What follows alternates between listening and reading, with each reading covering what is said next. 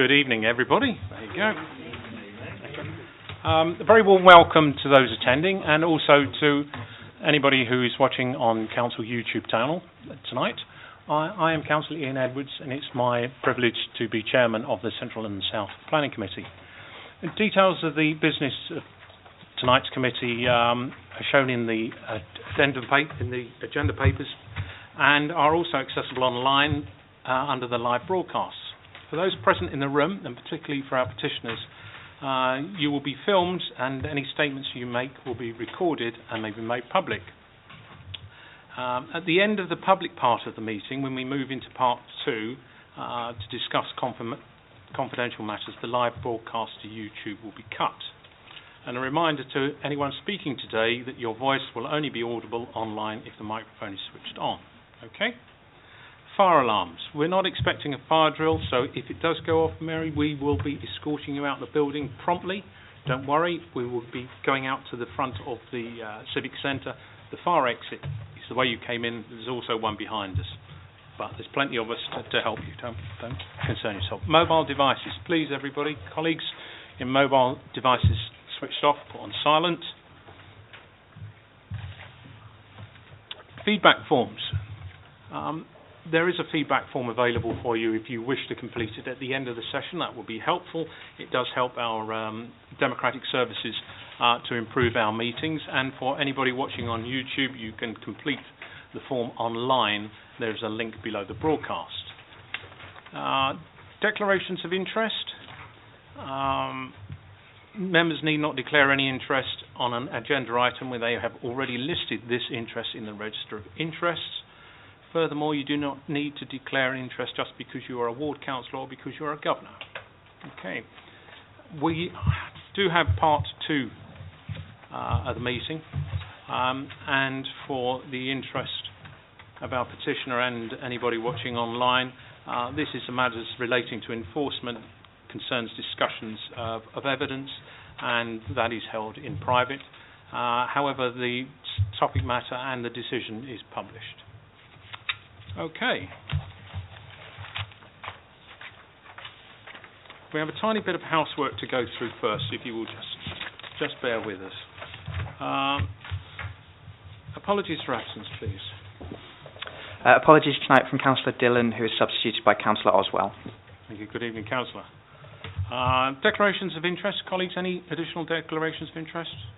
Thank you. Sign and receive the minutes of the meeting held on the 28th of January 1st. Are they agreed? Right. Thank you. And also the meeting on the 16th of February. Right. Thank you. No matters have been notified in advance or urgent. And item 5, I am confirming that there are items to be held in part 2.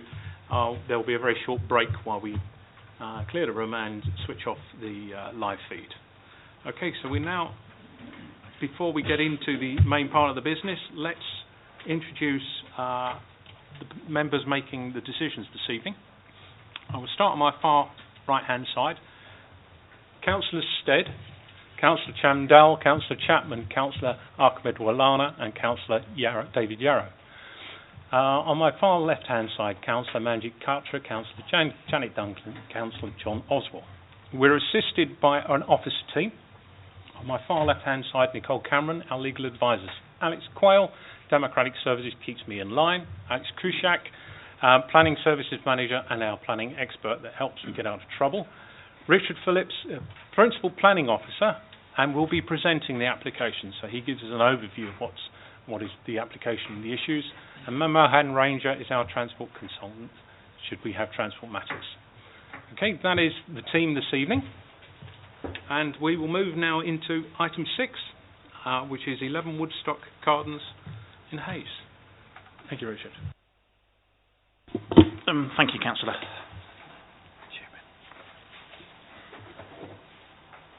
Just quickly running through the plans. That's a location plan showing where the proposed development is going to be.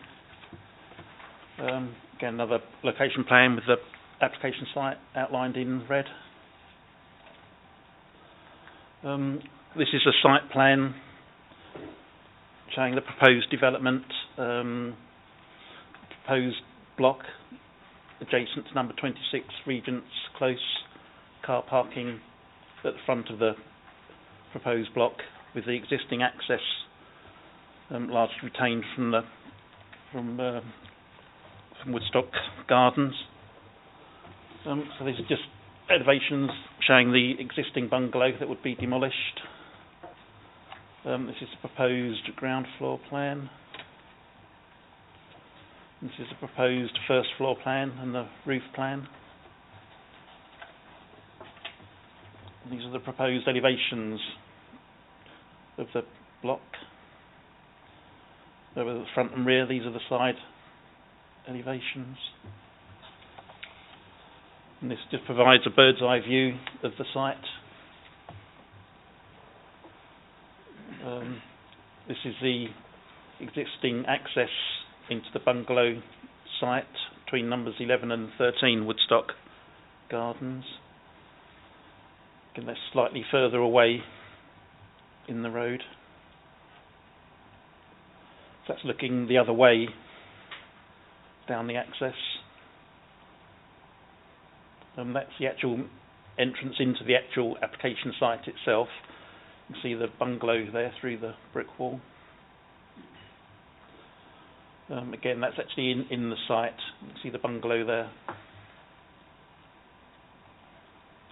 Again, a close-up of the bungalow.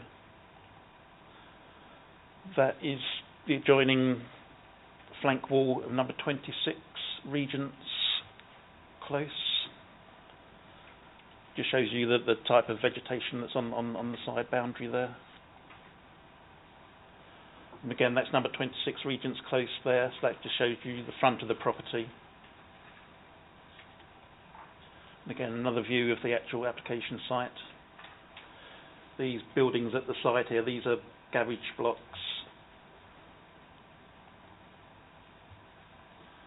And again, that's just the other side of from the garage block at the front of the bungalow. And again, that's a blocked up access at the front of the site. So that will be behind number 13 Woodstock Gardens. Thank you.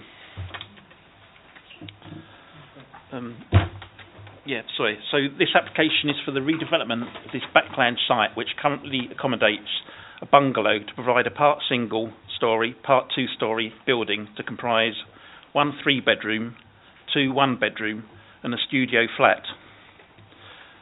The surrounding area is predominantly residential, with some commercial development adjoining the site to the south, which fronts Uxbridge Road. The proposed 2-storey building represents an increase on the size and bulk of the existing bungalow that would be demolished, but it is considered that the building would harmonise with the predominant 2-storey character of this residential area, and given its backland siting, the proposal would not have a significant impact upon the visual amenities of the surrounding street scene. The proposal mainly involves replacing the existing bungalow with a larger building on site in a similar position, so that although the proposal would involve some additional loss of the surrounding garden area as compared to the existing situation with the bungalow, it is not considered to constitute garden grabbing in the traditional sense, where rear garden land is developed to provide additional residential plots. In this case, having regard to the housing adjacent to the new building on Regent's Close and the developed nature of the adjoining garage court site, the scheme would not be out of keeping with the urban form of the surrounding area. As such, no objections can be raised on garden grabbing grounds. The scheme has been revised and now omits the roof space accommodation. 2 dormers and roof lights are still incorrectly shown on the site plan.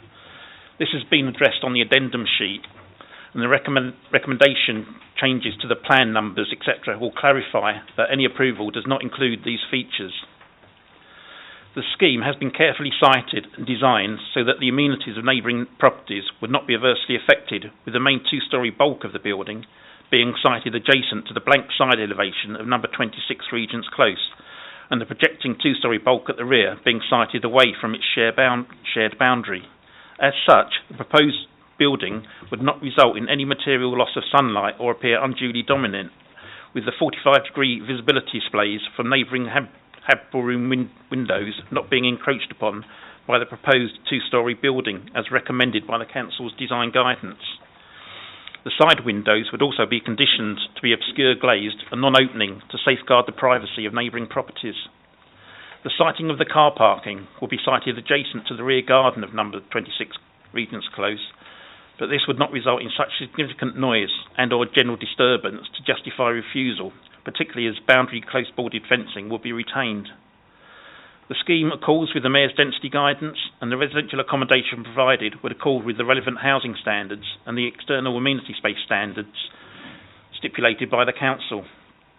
Accessibility issues would now be dealt with by the building regulations, and Condition 8 has been added, stipulating the relevant building regulation standard. The proposal uses the existing access to the bungalow, located between numbers 11 and 13 Woodstock Gardens. The access would have to be modified to allow a pedestrian safe area and an area for refuse storage on collection days, adjoining the blank flank elevations of the houses. The details of the refuse area would be controlled by Condition 7, Part 2A, but there is a typing error in this condition, as it needs to refer to 11 Woodstock Gardens.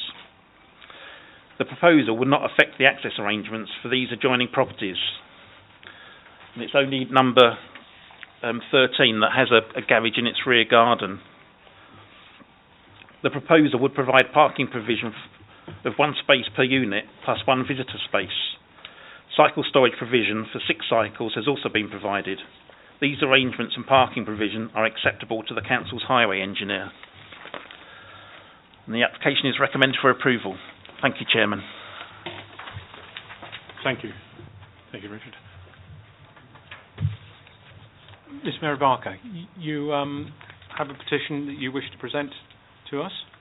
Can I just briefly talk you through what happens? You're allowed 5 minutes to speak. Okay, it's controlled. There's lights telling you 4 minutes with the green, 1 minute with the amber, and when the red comes up, I draw you to a close. You start at your own convenience with the pressing of the microphone. It's a toggle on off of the microphone to your right. When the light comes on, that means you're live, we can hear you, and the timing will start. So at your own convenience, okay? Thank you. You've clarified one question that I was going to ask about the refuse situation. I have not been notified that you will be leaving they will be leaving the rubbish by my outside wall. I'm not happy for this because at the moment I'm having a lot of trouble with refuse being dumped down there, and I'm the one who's having to clear it up all the time. I'm really not impressed with having that dealt with on a weekly basis, I'm afraid. Nobody notified me about this, and I'm really don't want this to happen, I'm afraid. Secondly, number 27, Regent's Close, said to me that he would be losing natural light to his property and to his house when those buildings go up. As we stood in his kitchen and looked across. Will the access into 11A, which we believe is private land, and will existing properties in 13 still have access to their back garden and garages? And who will be responsible for the upkeep of the access road? Highway officer states 6, parking spaces are acceptable, but our understanding that a 3-bedroom property is allocated 2 parking spaces, then 1 each for the remaining properties, plus 1 for visitors. Does the plans allow for 2 parking spaces for the existing dwellings number 11 and 13? The site and the locality will the narrow single width access be suitable for the heavy lorries that will need access into 11A, taking into the account the current parking facilities that currently exist in Woodstock Gardens? You showed the picture, but that was on a good day. At the moment, I mean, I've got a picture here. There's 1 car there. I park here. And then you have full load of cars parked the other side. How are they going to get through? And we're also worried about emergency vehicles, fire engines, ambulances. How are they going to turn into that single drive and get up there, should there ever be an emergency? The amenity space for the 3-bedroom, 1-bedroom, will this be fenced off for each property? And as I say, I have separate photographs for the highway outside number 11, which shows the parking areas. And it can get very heavy down there. Not only do the people living either side all park and have 2 or 3 cars, but we have people coming in from Lansbury Drive as well, parking there. And lastly, at the top of the driveway into 11A, there's an access to a company called Woodlands Residents Association. Will they still have access after the planning application has been agreed? And actually, who owns the driveway into 11A?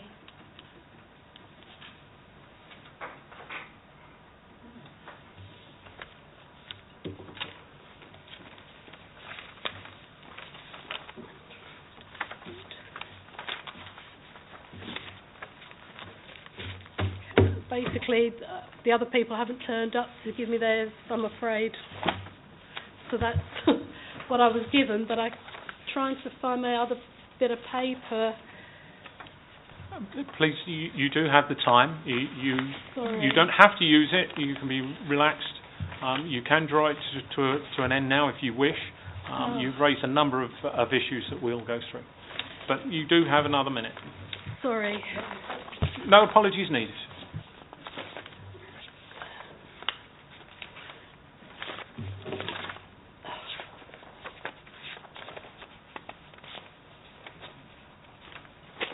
Somebody else gave me she actually submitted it on email as well, but I thought I had it and I can't find it. I thought it was amongst this paperwork.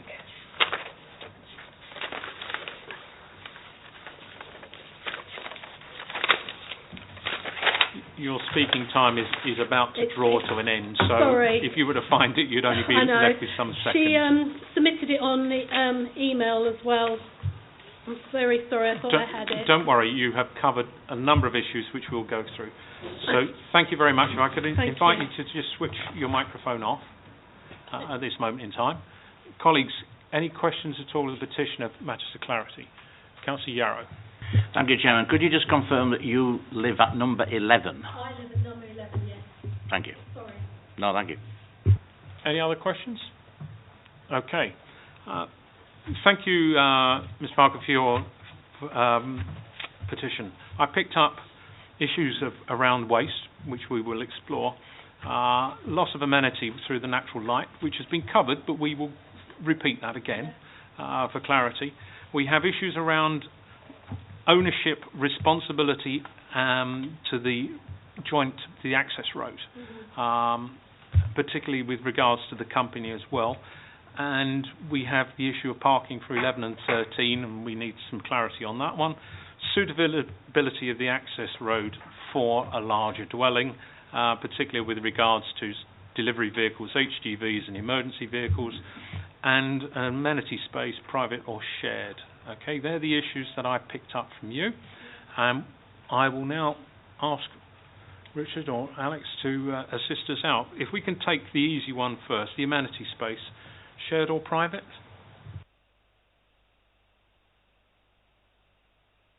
So the amenity space around the proposal would be shared. Thank you very much. That's great. Can we go back over the loss of light? Can you explain, if a resident believes that this will have a loss of light, what are the considerations that the council has to take? And if you can explain the impact in this particular case, please.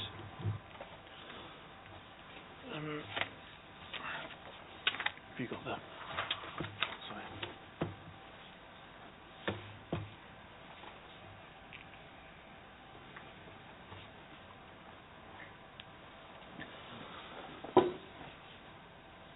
Obviously, the site plan shows the relationship,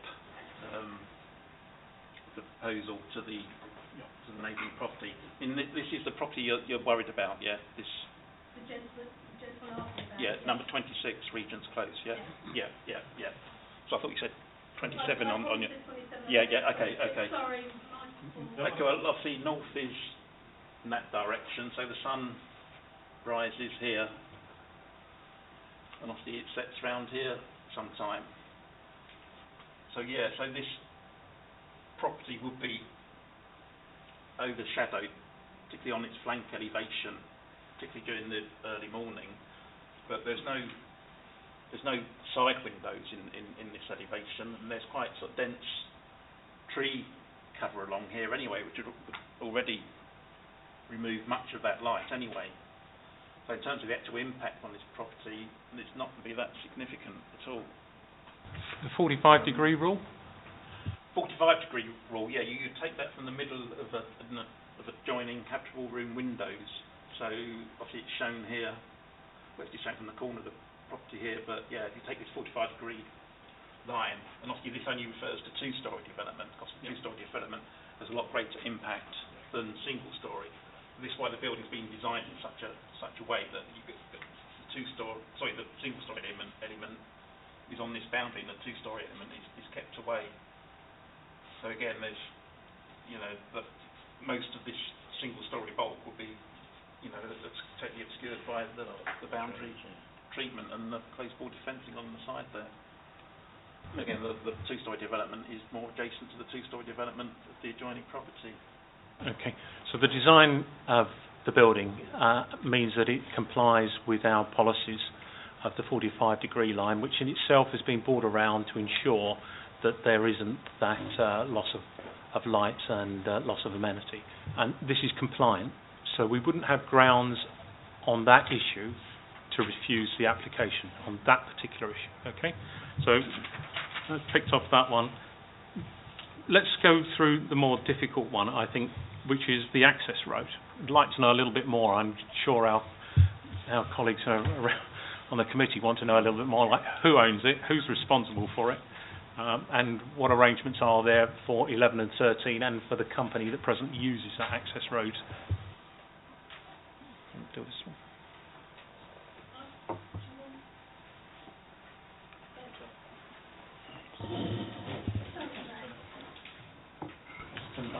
Sorry.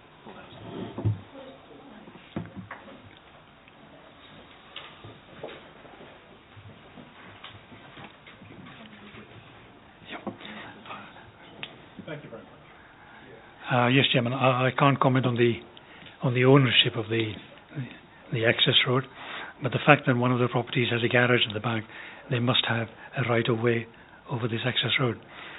Now, I see no reason why that right of way should be extinguished as a result of this development.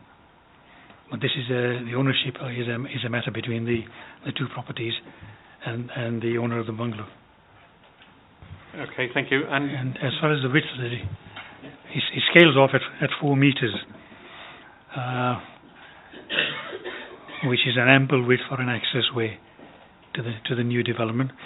There is a restriction of where it reduces to around 3 meters where the bins are located. But these pinch points are acceptable as long as they are within about 3 meters, because you can get a single-way traffic through, and that also helps in slowing down the traffic going into the site, because it's going to be a shared surface between vehicles and pedestrians. Okay, so the width of this access road is sufficient in terms of our policies and standards. Can you discuss the parking access for 11 and 13? 2 parking spaces. It refers to it within one of the officer's comments about there needs to be shown on the plans Page parking. 22. And that doesn't appear to be there. See, what happens is if we normally look at any loss of parking to the existing properties. This development does not impact on the level of parking provision of these 2 properties. There is one, number 11, I think, has a driveway at the front. I have a driveway, but you drop pavement, so I have to park across. I can't park.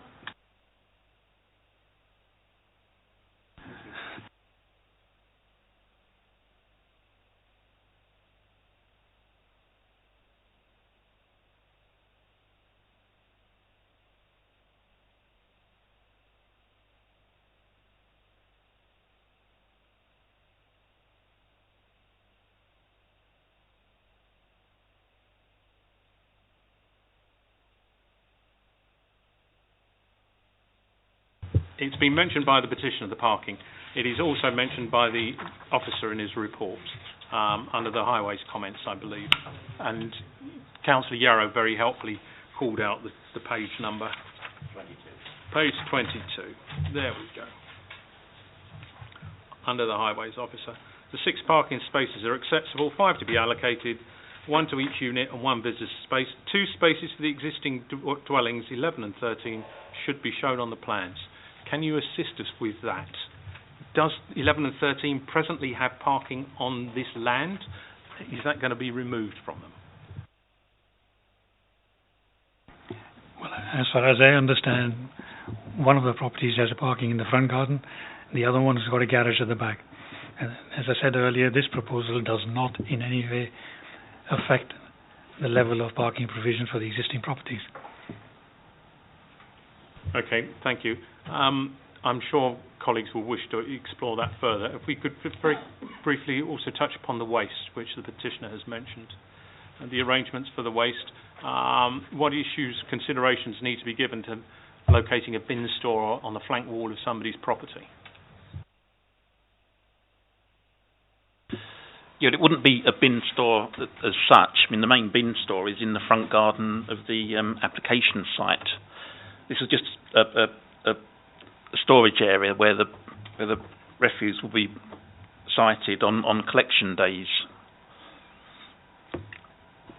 I think, if I may, Chairman, I think the petition made reference to the fact that there's been existing problems with waste and with the collection of materials in this area, which you personally have had to deal with. At the moment, what we've got is a vacant site behind you. What would happen under this proposal is that site would be developed. There's likely to be a management company responsible for the waste to do with this new development, and they would therefore be responsible for bringing those bins from the bin store, which is located in front of the new block of flats, out to the collection point on the day of collection only, and then returning them. So our hope would be that that managed process would mean that those problems you might be experiencing at the moment would be gone away with, because there'd be a more formal process in place. Thank you, Chairman. Thank you very much. Colleagues, I will now open it to you. Councillor Duncan. Thank you, Chair. I have a difficulty because we don't have that plan, which is, I would suggest, a fairly basic critical plan for our consideration in our plan pack. Point well made. Chairman, I think what is confusing is I'm used to seeing plans where the area that is about to be developed is either coloured in pink or surrounded by red. It would appear that this road has nothing to do with the developed area, and that's what's causing some confusion. They don't own the land, they don't own that road. One assumes they own the land, the big oblong block behind it, and that's upon which they're going to build these block of flats. So really, there should be no colouring on the access road, because that gives a suggestion that the whole thing belongs to this development. It would appear from listening to the officer's comments that it doesn't all belong to this.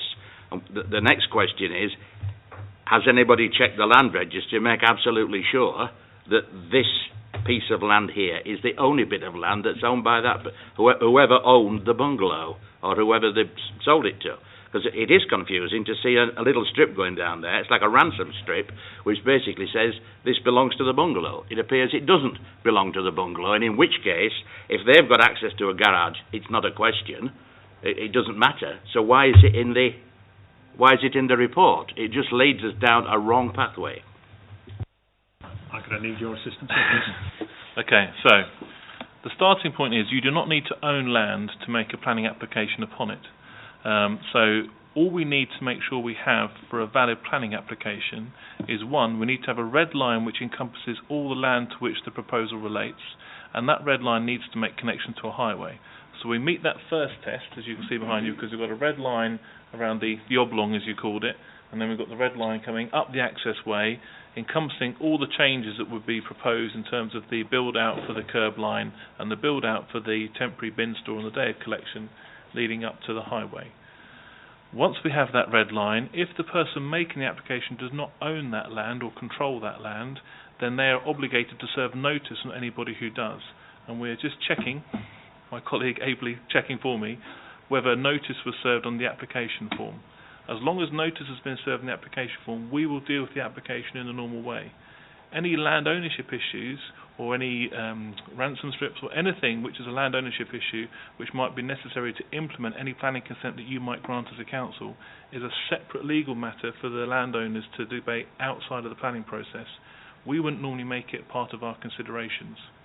What we've done here in relation to the question that's been asked is we've clarified that the access which is being proposed, the only difference to what is happening now is you're going to have a slight restriction between numbers 11 and 13, where you're going to have on the day of bin collection the bin store.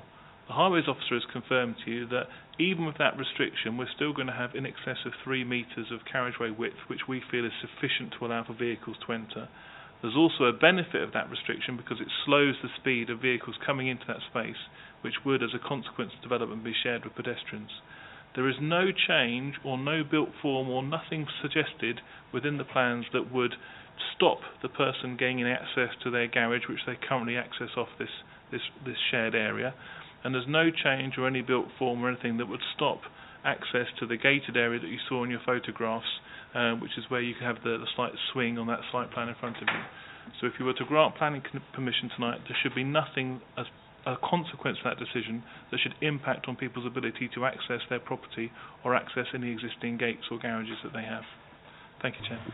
Chairman, could I just have a second bite at the cherry? What is the reason then for even mentioning 11 and 13 in the paper? That we've got to make sure that there is parking space for them. There is absolutely no need to leave parking space because it's already there and they already use it, and all we're doing is adding another development behind the existing development. So my reading of the comment, I think were you the highways officer for the my reading for the comment is slightly different. So there's 3 paragraphs to the comment. So we have, and this is sometimes a fault of the way in which we report things. We report things as fully as possible so that you have all the information in front of you. The first paragraph says that there is a concern about the car parking spaces for 11 and 13 and that the provision for those houses should be shown on the plans. The second paragraph says there's no objection subject to provision for those being clarified. You then got the officer comment which says that amended plans came forward where the applicant has demonstrated what the car parking provision is for number 13 and number 11. I'm assuming what they were able to demonstrate was that number 13 and number 11 do not currently park in this space, i.e. they're not losing spaces which is in this space. Their car parking is to the front of the property, and therefore by granting this planning consent before you this evening you wouldn't impact on number 11 and number 13. So I think that officer comment referencing amended plans is something that's happened after the initial comments of the highways officer to satisfy them that the situation is acceptable, and the highways officer has offered no objection. Thank you. Councillor Duncan, then Councillor Oswald. Thank you very much. Councillor Oswald, then Councillor Duncan. Thank you very much, Chairman.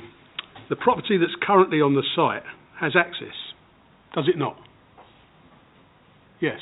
So I think that may remove the problem.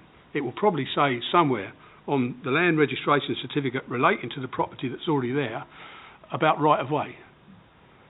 I've come across this before in Pinkwell Ward, where a bungalow was built, but the guy couldn't get access to it because the shared access between, again, going between 2 properties, and they wouldn't let him use it.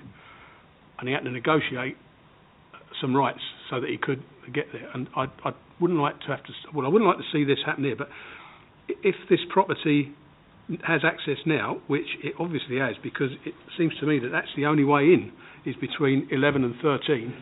So it must be on the land registration certificate. So could you tell me if this is demolished and these flats are built, if we approve it, does that land registration certificate become null and void? And has it got to be registered again? Thank you, Chairman. If I may. So the 2 things are completely separate. So when you grant planning consent, the planning consent runs with the land, but it doesn't affect any covenants or any deeds or any ownership of the land. It only effectively grants a consent for what you can build on the land or what you can use the land for. Now in this instance we now have the application form. The applicant has signed certificate A. So the applicant is of the view So he owns or controls all that land within the red line area shown on the application form. So he believes that he can implement this scheme under his own control. If it transpired separately from planning that there was a covenant or was a shared access or an issue of that nature, that is something that they need to deal with outside of the planning realm. It's not something we would take into account. Thank you, Chair. Thank you. Helpful clarification. Councillor Duncan. Thank you, Chair. The petitioner raised the issue of emergency vehicles, which is one of the things I was going to ask, and how will they turn, and will they be able to squeeze through this 3-metre access, which seems quite narrow for some emergency vehicles. Also, the whole underlying thing and why I raised this issue about we don't have those plans in our packs is because we as a committee approve the plans. Now, how can we approve plans when we've only got sight of them on a screen? I've looked to see if I can read the annotation on this screen, and it's just a blur, I'm afraid. So you're asking all of us to approve a plan which we can't read. I'm sure there's some legal advice that could be given about this. I feel very uncomfortable about it. I'm prepared to proceed on this basis, but really we should have had the plan. It's most important, particularly in relation to other properties. Yes, the plan showing the layout of the and the arrangement of the proposed flats is there, but we don't see enough detail about its context. Certainly not for me to be happy. However, I'll continue while the other things are being thought about by officers to advise us on this. I can't read the garden area. What is the area to be marked? I know it was said that they were communal areas, but it looks as if there's some division. Also, are there green areas? We only seem to have green areas around the side, and we don't, I'm not clear about that. I thought there would be different kind of amenity area. Also, on the overshadowing, as far as I can see, I'll have to get away from this microphone, sorry about that. The previous bungalow came to about here, if we look on our OS map. It was a bungalow. This is north. Overshadowing will be in this direction from a building here. As the officer said, the sun rises here, moves round. This whole building has now moved forward and has gained another story. So A, it's closer to this. So this 2-storey plus roof will overshadow this area much more because it's not back here, it's here and it's higher. So I think there will be overshadowing, particularly to this immediately private area. When people come out of their gardens and they want to sunbathe or something, they want to do it in a private area, not at the bottom of their garden, which is usually more overlooked by adjoining properties. So I have concerns about that. Thank you. Any other comments at the moment? I will come back on with a way forward with plans, if I may, but let's just see if there's anybody other issues which should be raised. Okay, I note the overshadowing. We have an option here. We can either break for a short period of time and ask for plans to be printed off, or more conveniently, we can pull them up on a laptop, and those that do not believe the plan there is in sufficient detail for them to have confidence to approve, or let's say make a decision rather than approve, make a decision, they can check and look at and examine this plan in detail. I mean, this would be the more expedient way forward, but if people would prefer, I can get them printed off rather than defer the meeting, the decision to another date. Thank you, Chair. I think as long as we can, well, I don't know what other members feel, but as long as I can see the annotation, I can't read any of the writing on this plan. I can see the general disposition, obviously, but I can't read any of the annotation, and I've tried to do that on this plan. Yeah, I do accept that, and I find that with a lot of our actual printed plans, and the only way to really look at them is to go online and zoom in, and then you get the advantage of being able to read it. It is up here on screen. can that be carried around? And I can try and plug it into the screen, perhaps. okay, we'll try and plug it into the screen, and then we can zoom in, and you can pick which areas you want to read the annotation. That might be fantastic. Thank you.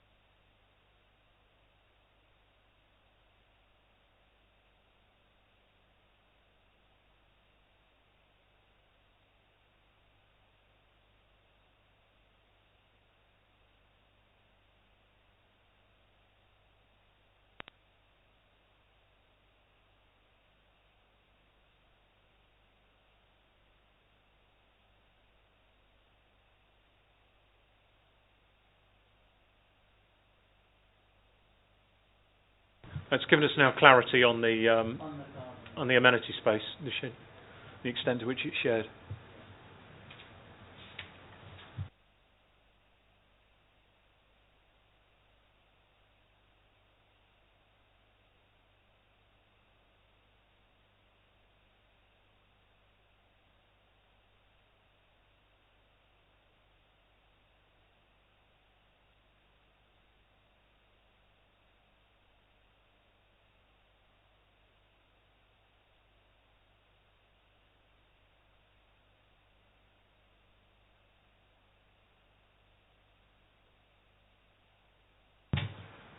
Please, yes, go ahead. Yeah, thank you very much, Chairman. Richard, could you tell me what the distance is between this application or this site and 11 and 13? Distance in what direction? Sorry. Separation distance between the rear walls of 11 and 13 and the building. Yeah, and that's the right. New development. It's about the loss of light, basically. I'm just wonder what the distance between the application site and 11 and 13 is.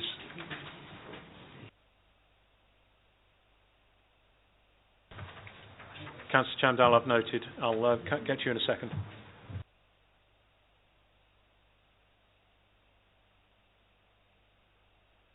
So just by way of help, perhaps, each of those car parking spaces is 2.4 metres wide. So you've got the houses at the frontage, numbers 11 and numbers 13. You've then got their back gardens. You've then got a space. You've then got all the car parking spaces before you get to the property. That line you've got in front of you on the top left-hand corner is the 15 metres from the edge of number 26 or 7 into the central area of the space. So, by way of contrast, that's a 15-metre line. So you see that you would easily have 21 metres from the front of this building wall to the back of numbers 11 and numbers 13. Thank you. Thank you.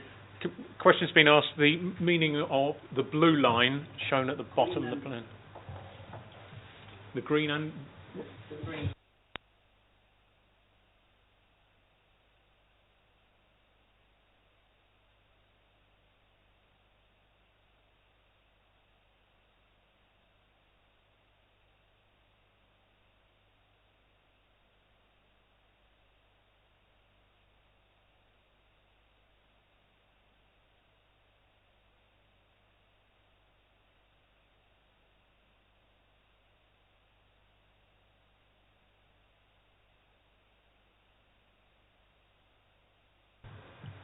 No, I don't think there is.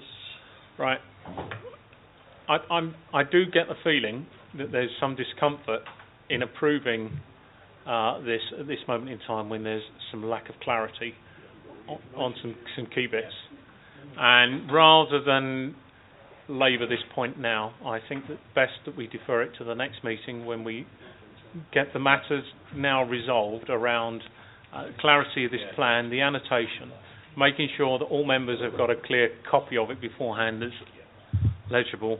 And the issue then is around the access point predominantly. I'll move that, Chair.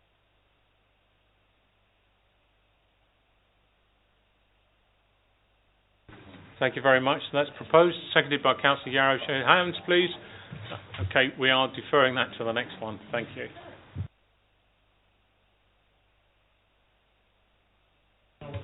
We do.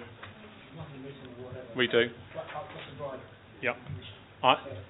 Alex here is taking notes, and he will include in that the clarity around the parking for 11 and 13 being shown on the plans. What are the turning points? What are all these different cars doing there? And we just need to understand it a little bit more, please. And poor Manmahan wasn't involved in this, so to ask that level of detail was too much. I accept. Thank you.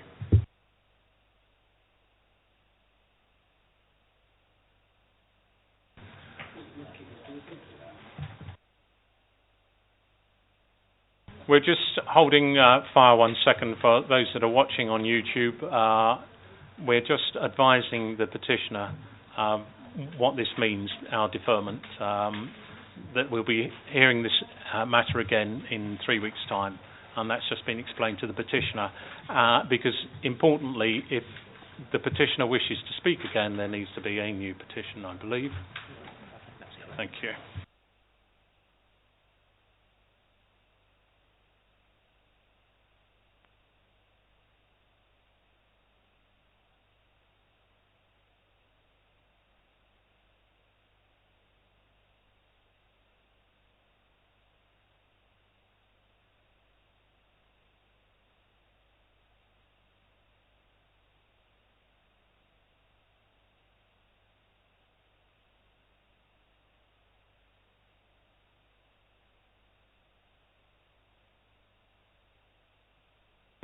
Okay, thank you very much. Agenda item 7 has been withdrawn. Sorry. Ms. Mark, do you understand what's happening now with this particular matter? No, you don't. Okay. You made a number of representations, and key in that was about the access points. And what we found is the plans provided are not sufficiently clear for us to, with confidence, make a decision either for or against. Okay, so we just can't make a decision. So I've asked now, and it's been agreed by the committee, that we reconvene this hearing again in 3 weeks' time, by which time the plans will be clarified for us. We will understand that, and everybody will be given a copy, and we will clarify the issues around the parking for 11 and 13, and what needs to be shown on the plan and what doesn't, and what access needs to be given and what doesn't, and all of those issues. And in 3 weeks' time, we'll come back, and we should be in a position to make a decision. Importantly for you, you're a petitioner and you have speaking rights. When we next come together, you will not have speaking rights unless you raise a new petition. But what you've said today won't be forgotten, and I will remind everybody of those issues. So it is a matter for you whether or not you believe you need to secure a new petition, but you may not feel you do need to. Okay? Do you understand? Thank you very much. We're now moving on to... Sorry, Chair, could I just ask that the overshadowing diagram also be provided Thank you. next time? There you go, overshadowing Thank as you. well. Okay. So we're now going to move on to another agenda item. You are free to remain if you wish, or free to leave if you do so desire also. And I don't blame you for that decision either. Okay. As I was saying, agenda item 7 has been withdrawn. We're now on to agenda item 8. Please, Richard. Okay, thank you, Chairman. Again, just run through the plans. This is the application site showing Crimson Court, north of Uxbridge Road. Again, the application site outlined in red with the various designations in the surrounding area. Again, show the site plan and the car parking layout around Crimson Court. And this plan shows the 8 lighting columns in question, so if I can just point them out. Talk them out. Here, and 1, 2, 3. So that's the 8 6-metre high lighting columns subject to this application. Again, that's a bird's eye view of the site. This is the access from Uxbridge Road, so you see the 3 lighting columns along the boundary with St Salis Road. Again, that's the access that's the frontage along Pageant Road. Again, that's a view slightly further away and show the other lighting columns further into the car park. And again, that's another view showing the access from Uxbridge Road. Okay, so the original building had B1 office use over all 3 floors, and prior approval was granted for the retention of offices at ground floor and the change of use to residential to create 14 flats on the first and second floors. A later application was then submitted for the installation of a new roof with 3 front and 3 rear dormers to allow conversion of the roof space to habitable use to create 3 times 2 bedroom flats. This was approved. Application number 11982 APP 2014-3599 refers, but the permission granted included condition 7, which required the dwellings to achieve secure by design accreditation. Initially, the applicant provided low-level wall-mounted lighting around the perimeter of the site, which did not significantly impact upon the amenity of the neighbouring properties. However, this was considered inadequate by the designing out crime officer to achieve the required levels for secure by design. Then, an application was submitted to remove condition 7. This was refused on the basis that the designing out crime officer felt that the condition remained necessary. A lighting design was prepared for the car park. In order to achieve the required lighting levels, column-mounted lighting was chosen. The applicant suggests that they tried to design with the minimum height possible, but due to the existing car park layout, they could not get it to work with lower columns. They also could not use low-level lighting, such as bollards, as this would not achieve uniform lighting levels, and parked vehicles would obstruct useful light. They therefore proposed a design using the minimum wattage LED columns fitted. They could use, and this is just at 27 watts to minimise any intrusion. However, when this was installed, it generated complaints from local residents. A retrospective application was then submitted for the installation of 8 lighting columns. However, this was withdrawn on the basis of concerns raised by the Council's Environmental Protection Officer. Following this withdrawal, a meeting was held on site with the Council's Environmental Protection Officer to confirm which lights were causing a nuisance and discuss remedial measures. Since this meeting, one light located adjacent to the boundary wall with Pageant Road has had cowling fitted. A previous complaint for light spillage received from a property on De Salis Road has been addressed, and the lights causing the nuisance have been turned off and replaced with directional lights. This application seeks to retain the lights, with its remedial measures having been undertaken. A local resident believes that 2 lights closest to his property have not been turned on for several months and feels they should be removed. However, the removal of these lights would prevent the uniform light coverage of the car park required to meet the SBD standards. Whilst not currently part of the recommendation, a condition could be included to require further works to these 2 lights to prevent them causing a nuisance to this neighbour. And the recommendation is for approval. Thank you, Chairman. Yep.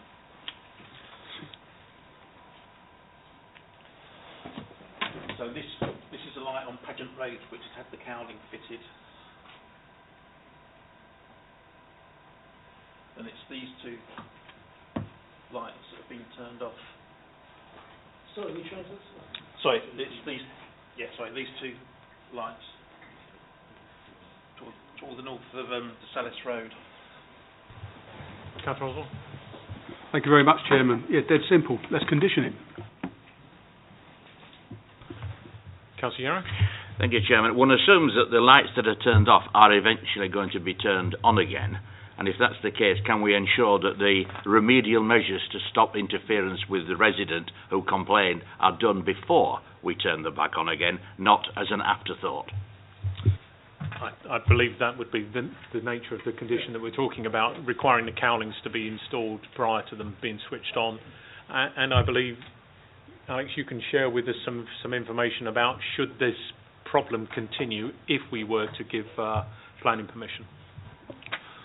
So I think you have gathered from the presentation there's a long history to this site, and what's been happening over time is the applicant has been trying their best to find a way forward, and they've sought to give them their fair credit to overcome the issues that have been raised. So where there was an issue with the light on Pageant Road, that has the cowling fixed, and that's now been addressed. Now the complainant on DeSalis Road, the lights that were actually affecting him were placed on the building. They weren't these upstanding lights. And those lights on the building which were outside this application have now been addressed. However, that same individual is suggesting to us that these lights have not been on. So the condition that's been spoken about, what we can ask is that prior to those lights being turned on, that there's some engagement with us as a council to make sure suitable mitigation is put in place to make sure that doesn't happen. Notwithstanding all that, if you grant planning consent today and the lights go on, those lights which aren't on are turned on, and any member of the public in the vicinity of the site is affected, they are not hindered in making a complaint to the council's environmental protection unit, and they can still be investigated. And if there is a light nuisance affecting the residential amenity, then outside of the planning remit, the council can still take some action and put in place mitigation to protect their interests. Okay, thank you very much. Most helpful comments. Councillor Duncan. Thank you very much, and thank you to Alex for that advice. We've had residents who have been, driven mad, if I can put it as strongly as that, by light shining directly into their rooms. When we went back and tried to get this sorted out, there was very, very, very limited power to do anything about this. The residents have already made us aware that there is an issue with this, and the officers, I do appreciate that everybody has been trying to resolve this for some time, but I'm aware that this condition 1 says the development hereby shall be retained in complete accordance with the details shown. Now, what happens when if this is switched on and it isn't as good as we hope it will be and meet all residents' requirements? What powers are there? I would like them to be enshrined in a condition rather than just relying on what can happen outside a condition, because I've found that to be, in practice, with groups of my residents in my ward anyway, pretty non-effective, I'm afraid. Appreciate. Can that be delivered? It is a legal question. I understand your concern that you think that there are limited powers, but actually under the Environmental Protection Act 1990, there is actually the ability for the council to serve an abatement notice, and it can require them to action a variety of actions. So if the light is going into a property and it's causing a nuisance, we can request that they undertake certain actions to ensure that doesn't happen. If they fail to do that, we can prosecute them and we can take them to the magistrate's court. So, and the fines to that are actually quite heavy. So I wouldn't agree that they're limited. I feel that the powers should, the mitigation strategy not work under the conditions suggested by Councillor Oswell. You have got quite significant powers that protect the residents. I know you feel that they aren't, but I would say they're quite strong and they can be enforced, and we do enforce. I do feel that the condition could be worded in a way that it was strong enough to ensure that residents were happy, and I'm sure that the owners of the land can work with the residents to ensure that the mitigation strategy that comes forward as part of the condition is sufficient. Thank you very much for that advice. I now understand this, what it is. Council's environmental services have a different view from residents experiencing this, and that's where the issue lies. That's why I would like this to be incorporated to protect residents in this condition. Even though there are these powers, when you call upon them to use them, their view about what is annoying is different. from residents? Unfortunately, you can't enshrine legislation that acts outside of the planning powers into the condition, because you aren't. That it's not a material planning consideration, because there's already powers to deal with that, as I've already described. What I would say is that your concern seems to be that maybe that officers, the EPU officers, aren't finding that there is an issue. Obviously, residents have another option, and they can go through the complaints department if they aren't happy with the findings of an officer. They are professionals, and they have the required knowledge and ability to judge whether something is a nuisance, and that's the background that they have. I would be surprised if there was this issue that came forward, and if they weren't happy, again, they have the complaints procedure to take it through. Okay. Can I just say...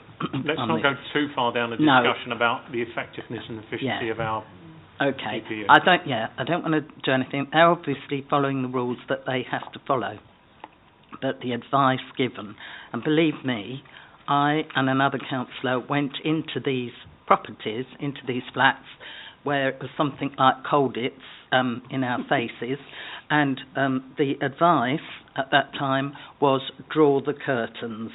So I leave it there. I would like this to be as strong as possible, this condition, please. People are already concerned about it. I know a lot of work has been done with them, but it is one of the most disturbing things in your private home. You're going home to relax, and light pollution can be very, very disturbing. I'd like it to be as strong as possible, please. Thank you. Is it possible to word it in such a way that the mitigation measures are to be implemented in consultation with residents who may be affected by the switching on of those lights, and that it's delivered, so that there is no nuisance to them? Is that possible?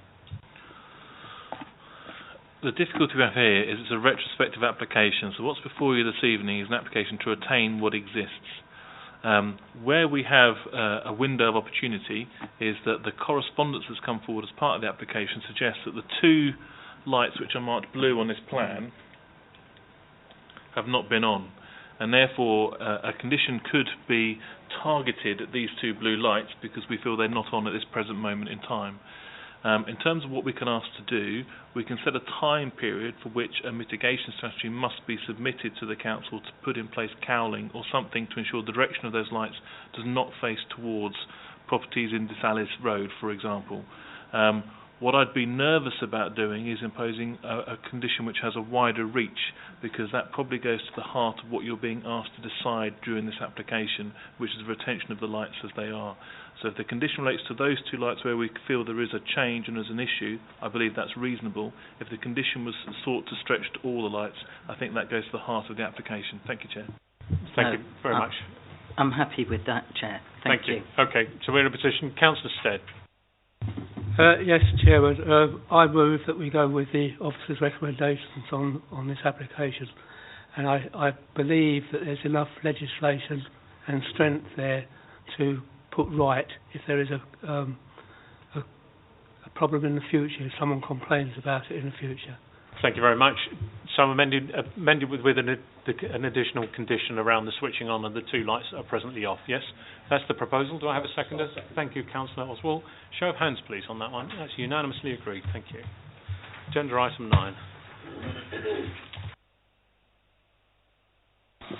Okay, thank you, Chairman.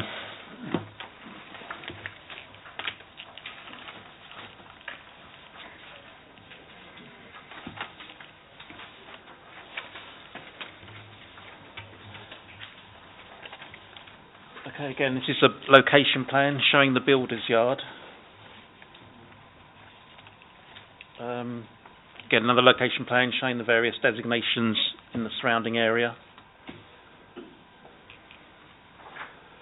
Again, location plan showing the extent of the site.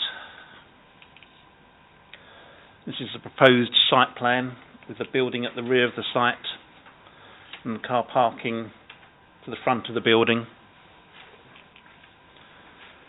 Again, these show the ground first and second floor plans with 3 flats on each floor. And these are the proposed elevations of the building. This is the proposed cycle and bin recycle stores. Again, an aerial bird's eye photograph of the site. Gives you a good impression what's surrounding the area. And this is a photograph showing the access of the site, taken from in front of the properties on Long Lane. Again, this is a view slightly further back along Long Lane, showing the access. Again, this is a closer view of the access. This is a view taken on the access, looking out onto Long Lane. Again, this is a view from the access road looking down into the site. Again, that's another view within the site, looking along the nearest property on Long Lane. Again, that's another view within the site, looking towards the rear of properties on Crescent Parade. And that's further along Crescent Parade. Again, a view of the rear of the properties on Crescent Parade. Another view within the site, looking towards the access. And again, that's the end property on Long Lane. Another view within the site, looking towards the rear boundary. Again, another view within the site. And again, this photograph's taken from the balcony area at the rear of 1A Crescent Parade. And again, another view from that same balcony area. Okay. So this application seeks to redevelop the Builders' Yard sited to the rear of Crescent Parade and residential properties fronting Long Lane with a 3-storey building to provide 6 two-bedroomed and 3 one-bedroomed flats. The area is of mixed character, with predominantly residential properties to the north and a 2-storey retail parade to the east, which wraps around to the south of the site. This comprises mainly residential units on the upper floors. Adjoining the site to the west is the Hillingdon Village Conservation Area, which in this vicinity mainly provides an open parkland-type setting with mature trees, some of which are protected by TPOs. No objections are raised to the principle of the development, including the loss of the non-conforming builders' yard use within this essentially residential area. The scheme has been redesigned, and it now incorporates the second floor within a more traditional hipped roof space, which is more in keeping with the predominant 2-storey character of the surrounding area. The building would also maintain an appropriate setback from the rear boundary with the conservation area. The scheme is considered to be an improvement in visual terms on the character of the adjoining conservation area, as opposed to the Builders' Yard, and the Council's Conservation Urban Design Officer is supportive of the scheme. The siting of the building also maintains the Council's minimum separation distances from surrounding residential properties to ensure that the block would not result in a loss of sunlight, appear unduly dominant, or result in a loss of privacy, subject to a condition to ensure obscure glazing and non-opening windows are provided in the flank elevations. The development would maintain an appropriate density in terms of the Mayor's recommended density guidance for this type of site. The proposed units would also provide floor areas that generally accord with relevant standards, with the only exception being the 3 one-bedroom units. Although the officer states in their report that as measured from the plans, the units would satisfy the standards, the plans state that the one-bedroom units would provide 51 square metres of floor space. As the standards require 50 square metres plus 1.5 square metres of storage space, these units are marginally deficient by 0.5 square metre. However, refusal on this ground could not be substantiated, particularly as the units would have balcony patio areas which could provide a limited element of storage space if needed. Council standards for amenity space are also adequately satisfied. The proposer would utilise the existing access to the site and would provide a total of 10 car parking spaces, including a disabled space, which is considered acceptable within this area, which, although it has a low public transport accessibility level, is close to local bus routes, shops and services. Although the details of the disabled space have not been shown, this has been controlled by condition, and the provision of the enlarged space could be satisfactorily accommodated within the proposed car parking layout. The application is recommended for approval. Thank you, Chairman. Thank you very much. Colleagues, Councillor Goswell. Thanks very much, Chairman. Yeah, I live just down the road from there, and I would have thought the residents around there would be absolutely delighted to get rid of this builder's yard. It's absolutely chaotic around there sometimes, with all sorts of large trucks coming in with builders' materials, and as you'd expect anyway, because it's a small yard by comparison, and only small trucks leave there to deliver goods. So I think it's a pretty good. It's a pretty good application. I won't move it or anything.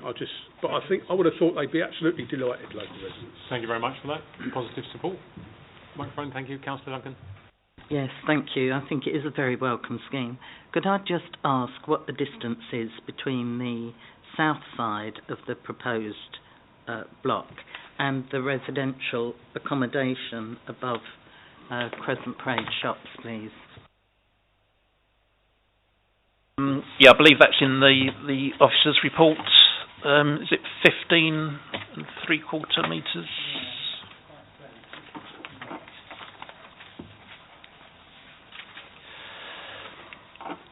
It is quite close, but obviously our minimum 15-metre distance, that talks about a two-storey relationship, whereas obviously this is on first floor level, and that is quite a high first floor level, as that photograph shows. That's taken from the balcony at the rear of that unit, so it is quite high up. So the overall impact of that building would not be so significant, and you certainly wouldn't get the full 2.5 story impact of the new proposed block. But the block is 3 story, so it's in effect 1.5 stories, I suppose, isn't it? Yeah. But it's fine, as long as it's 15 metres, that's okay. It is, it meets our minimum standard, thank you. Any other issues? Councillor Yarrow? Yes, can I just say I would agree with what Councillor Oswald says. The majority of the people welcome a change. However, not everybody welcomes a change, and clearly those people who live very close to this at the end of Long Lane are not overly happy about it, but it meets all our criteria, and it's better than a builder's yard, quite frankly. So I shall be supportive of it. Councillor Stead, thank you. I propose that we go with the officer's recommendations, Chairman, and the conditions that are already applied. Thank you very much. Do I have a seconder, please? Anybody? Councillor Chamdal. Show of hands, please, in support of that one. That's unanimous. Thank you.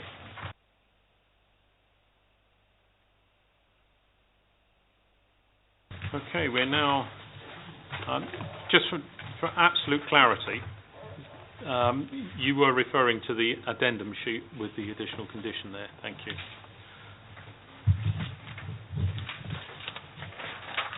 Okay, we're now in part 2, so we just need to switch off.